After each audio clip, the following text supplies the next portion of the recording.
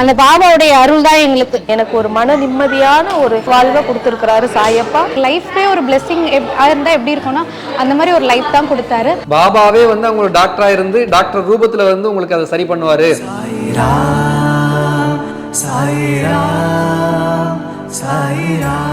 சாய்பாபாவை வந்து பார்த்தீங்கன்னா ஒரு 20 வருஷமா நான் கும்பிட்டுட்டு இருக்கேன். எல்லா விஷயத்துக்குமே நான் சாய்பாபாவை கும்பிடுவேன். எனக்கு ஒரு நல்ல கணவர் கிடைக்கணும், அந்த மாதிரி சின்ன சின்ன விஷயத்துக்கெல்லாமே கும்பிடுவேன்.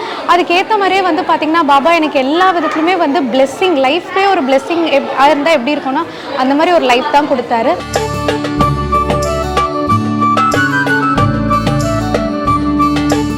எனக்கு வந்து 2 பெண் குழந்தைகள். என்னோட கணவருக்கு வந்து என்னன்னா ஒரு ஆண் குழந்தை இல்லை அப்படிங்கிறது ஒரு வருத்தம்னு வச்சுக்கோங்களேன். எனக்கு மன வேதனையா இருந்துச்சு.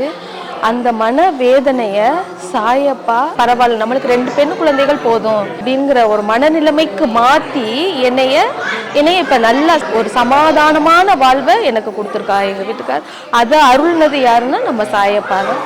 சாயப்பா கோயிலுக்கு வியாழக்கிழமை வந்துடுவோம், வந்து சேவை செய்வோம். எனக்கு ஒரு மன நிம்மதியான ஒரு வாழ்வை கொடுத்துருக்கிறாரு சாயப்பா. சாயப்பாவுக்கு கோடான கோடி நன்றி. ஓம் ஸ்ரீ சாய் பகவதே நமஹ.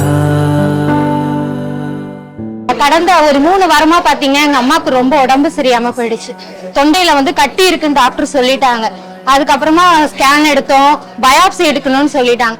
பயாப்சி எடுக்க போனா ஃபர்ஸ்ட் பயாப்சி எடுக்கிறோம், சரியா தெரியல, இன்னொரு பயாப்சி எடுத்தே ஆகணும்ன்றாங்க.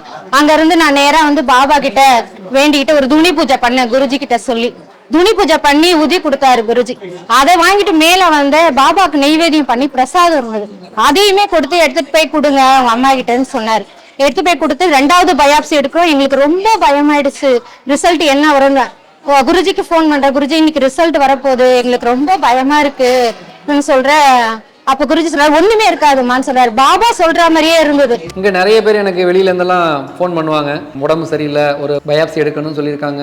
ஒவ்வொருத்தருக்கும் ஒவ்வொரு வியாதிகள் போன் பண்ணி சொல்லுவாங்க. கவலைப்படாங்க சேராம், உங்களுக்கு பாபா சரி பண்ணுவார், அவரே எங்க டாக்டரா இருந்து உங்களுக்கு பாப்பாரு. நான் ஒரு துணி பூஜை பண்றேன், சத்தியமா அது உங்களுக்கு சக்சஸ் ஆகும், நீங்க எதுவுமே இருக்கான்னு சொல்லுவேன். ஒரு வாரத்துல எனக்கு ஒரு மெசேஜ் போடுவாங்க, அவ்வளோ ஒரு ஹாப்பி, அவ்வளோ ஒரு சந்தோஷமா. அதெல்லாம் மருத்துவருக்கெல்லாம் நான் சொல்லுவேன், நீங்க போங்க, உங்களுக்கு முன்னாடி பாபா அங்க போய் இருப்பார் அப்படி சொல்ல. உங்களுக்கு முன்னாடி வந்து பாபா அங்க இருந்து உங்களுக்கு வியாதியே வந்தாலும் கூட பாபாவே வந்து அவங்க டாக்டரா இருந்து டாக்டர் ரூபத்துல வந்து உங்களுக்கு அதை சரி பண்ணுவாரு. மருத்துவருக்கெல்லாம் மருத்துவருமோ பெரிய டாக்டர் சொல்றாரு எதுவுமே வேண்டாம், இப்ப என்ன தெரியல, உங்களுக்கு எதுவுமே இல்லாத மாதிரி ஆயிடுச்சுன்னு சொல்லும்போது எங்களுக்கு ரொம்ப சந்தோஷமா இருந்தது.